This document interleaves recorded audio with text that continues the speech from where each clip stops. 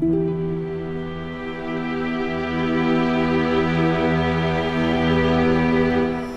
there, From17 once again, introducing you to my Prepare to Die edition video walkthrough.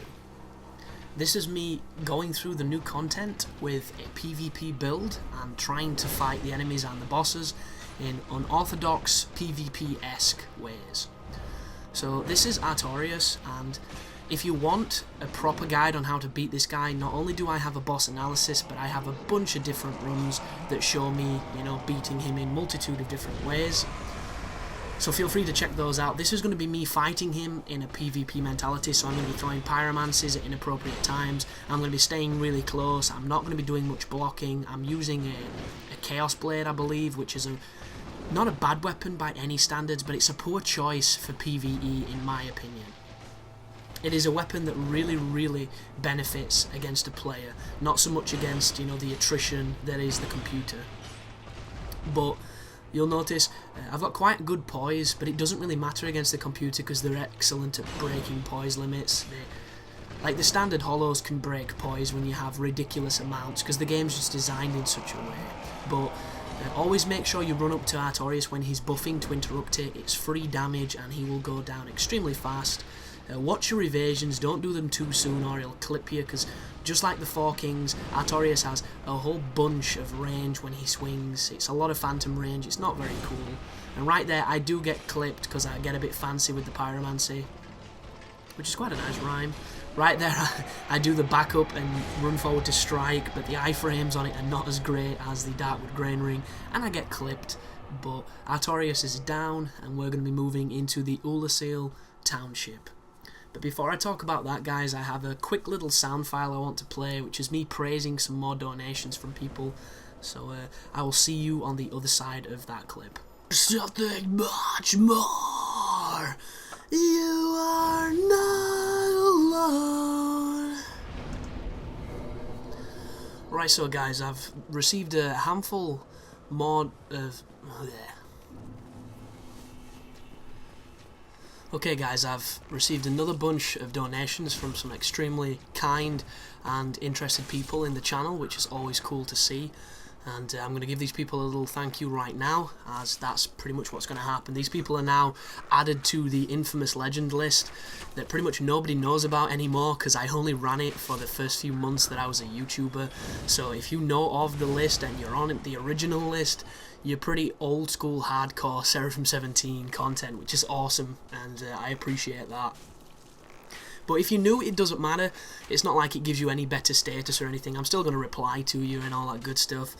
But this is once again just a thank you, a long-winded thank you, because everything I do seems to get long-winded thanks to my, just wordplay and flowery nonsense. But the first donation I received after the previous session was from someone that I'm going to be calling Nina, and I know exactly who she is. She knows who she is as well, and thank you very much, Nina. You're awesome. It's nice to see you commenting again, and yeah, just thank you for putting something towards the channel that you enjoy.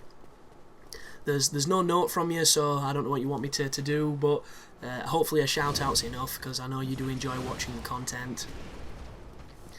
The one that followed that one was from a guy called Simon. Once again, there's no note on this one, dude, so I'm not too sure if you had anything in mind. If there's anything you want me to do with what you've donated, feel free to send me a private message or something of that nature, and I will gladly do something for you. But thank you once again, dude. Thank you, brother. It means a lot. The next guy's called Ben, and we do have a message from Ben, and you might see him commenting every so often because his username is the true Xenoblade, and all he wants me to do is continue doing what I'm doing and enjoying it, which is, is exactly what I'm going to do, brother. Don't you worry about that.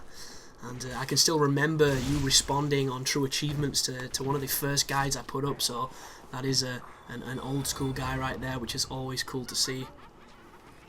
But thanks again, brother. Thank you for everything you've done. Then the next one is just insanity to me.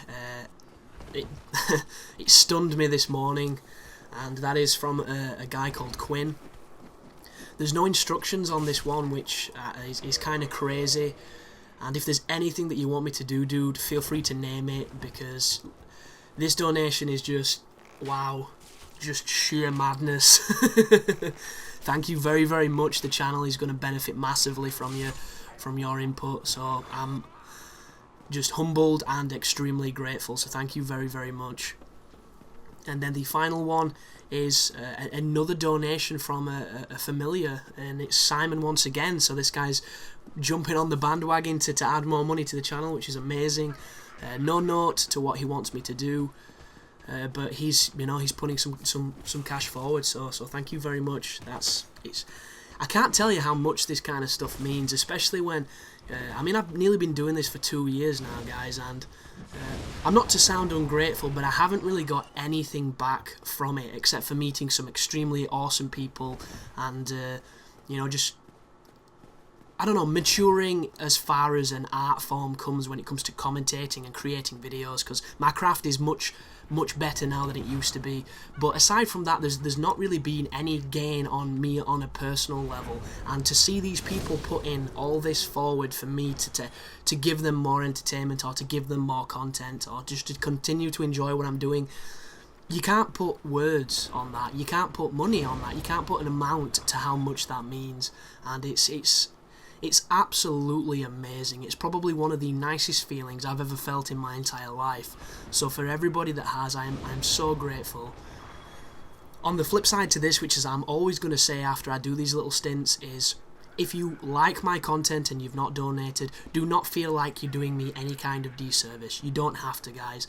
If you're watching, then I'm fine with that. If you're watching and you're commentating, what the fuck am I on about? If you're watching and you're commenting and your comments are better than just, should have done this, should have done that, or pointing out the obvious, or even if you're not commenting, because a lot of people do that, it's perfectly fine. As long as you're bringing something to the channel that is not, pointless, stupid, or trollish, then that's fine by me. Do not feel any kind of, mandatory need to finance me, because I'm not looking for that. I'm just looking for, the people that enjoy my stuff. So just a massive thank you, and I will get on with whatever the video that I pop this little audio clip into. So awesome. And I'm back just in time for this little awesome clip that I left in. So anybody that's watched this so far, you'll know that one of the restrictions I'm using in this playthrough, or this walkthrough that I'm showing you, is I'm not healing, I'm not using Estus, and right there I thought I could drop off that roof, and I was wrong, and I died. So I wanted to keep it in, even though I usually don't for the walkthroughs, because I thought it was funny. I really did. I thought it was so stupid, you guys had to see it. But this section here can be really difficult if you're not prepared for it. These mages that fire the dark sorceries at you, they do so much damage, it's not even funny, and the tracking on that projectile is extremely dangerous. The easiest way to fight these is with a bow. Just kill them individually with a bow, pull them if you want to, and just be aware that when you go down to where this enemy is that's running at me now, there is a little ambush waiting from you from either side, so you can get gangbanged if you're not careful. But anyone wondering why I'm using the bow is because I just decided to, just use the bow only during the traversals.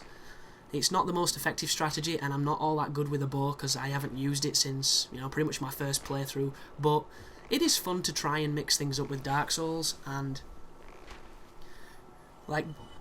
this as a walkthrough is probably not going to be all that necessary for some people, as they're going to be taking in extremely high leveled characters into the DLC, so they're probably not going to have too much trouble, and the only real trouble they will have is maybe the bosses, and I've already covered them so extensively in videos that this is just a fun project for me. So it's something a little bit different, as I pop a Green Blossom, which is a mandatory thing in PvP if you ask me, because it just makes it so much more fun.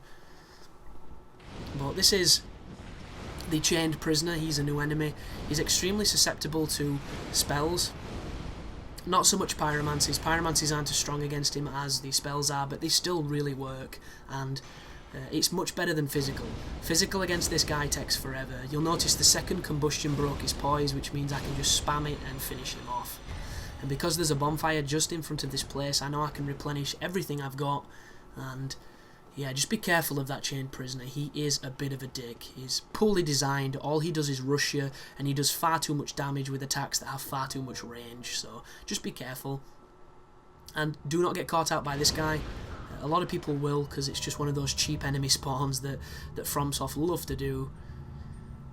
and then you can rush forward here into the dungeon and hit the bonfire, which is pretty damn awesome, because this next area is the only part of the DLC that I get frame drops on, and I think it's because of all the sprites in the distance, but we'll soon find out. So thanks for taking the time to watch my stuff, and you take care now.